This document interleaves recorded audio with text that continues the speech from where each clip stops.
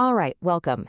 Today we're diving deep into a really serious, but thankfully very treatable condition that can hit one of our body's most important organs.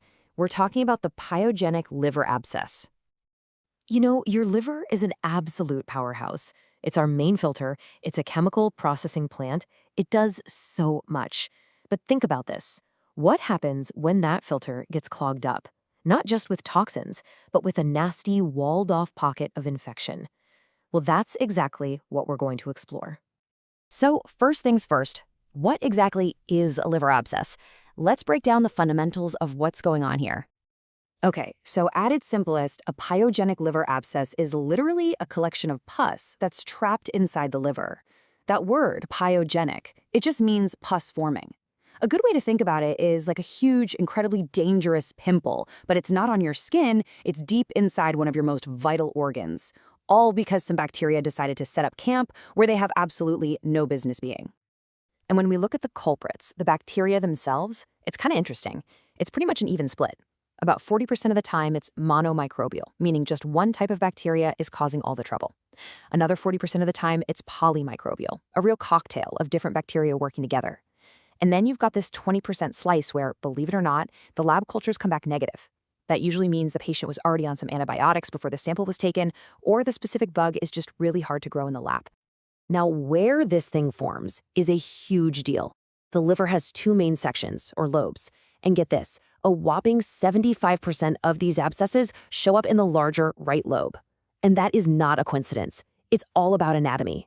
See, a lot of the blood coming from our gut, which can be a source of bacteria, flows more directly into that right side. It basically makes it prime real estate for an infection to settle in. Which, of course, leads us to the big question. How on earth do these bacteria even manage to get into a well-guarded organ like the liver in the first place? Well, it turns out there are a few backdoors they can use. There are 5 main highways bacteria can take. By far the most common route is right up the bile duct. You can honestly think of it like your house's plumbing backing up into the system.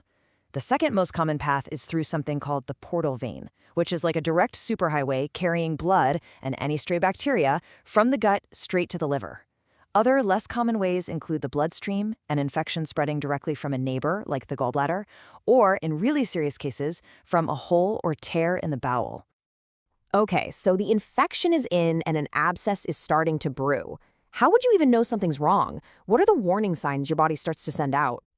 Well, the body's #1 alarm bell is a high fever that comes with chills. That's almost always there. It's usually coupled with this constant dull ache up in the right side of your belly, right where the liver lives. If the abscess starts messing with bile flow, you might see jaundice, which is that classic yellowing of the skin and eyes. And this one might surprise you, a cough. It seems random, right? But if the abscess is big enough to push up and irritate the diaphragm muscle right above it, it can easily trigger a cough. Now, symptoms can be a little vague sometimes, but when doctors start running blood tests, one particular number tends to jump off the page: 70%. And what that 70% means is that in 7 out of 10 patients, a specific liver enzyme called alkaline phosphatase is way, way up.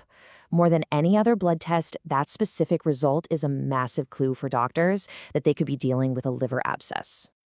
So you've got the symptoms, the blood work is pointing fingers. What's next? Well, now it's time for the real detective work. Doctors need to get eyes on the problem and actually confirm that there's an abscess in there. For this, they mainly rely on 2 key imaging tools. The first look is almost always an ultrasound. It's super fast, it's not invasive, and the abscess will just show up as a dark round spot on the screen. But for the really detailed map, they'll bring in the CT scan. This gives them a crystal clear, slice-by-slice view. It doesn't just confirm the diagnosis, it gives them all the details they need to plan the best possible treatment. And once that abscess is confirmed, the clock is officially ticking. It's time to get that infection under control, but it's also crucial to understand the risks and what could happen if things take a turn for the worse. Today, the standard treatment is a really effective 1-2 punch. The first part is called percutaneous drainage. Basically, a doctor uses imaging, like an ultrasound or CT, to guide a needle and a small tube directly into the abscess to drain out all that nasty, infected pus. While that's happening, the patient gets hooked up to an IV for some powerful antibiotics to hunt down and kill any bacteria that are floating around in their system.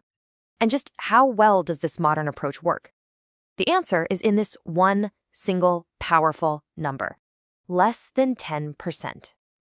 And that number, that's a huge medical success story right there.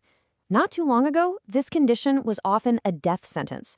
But now, thanks to these precise drainage techniques and our heavy-hitting antibiotics, the mortality rate has plummeted to less than 10%. It's still incredibly serious, for sure, but it's a battle we've gotten very, very good at winning.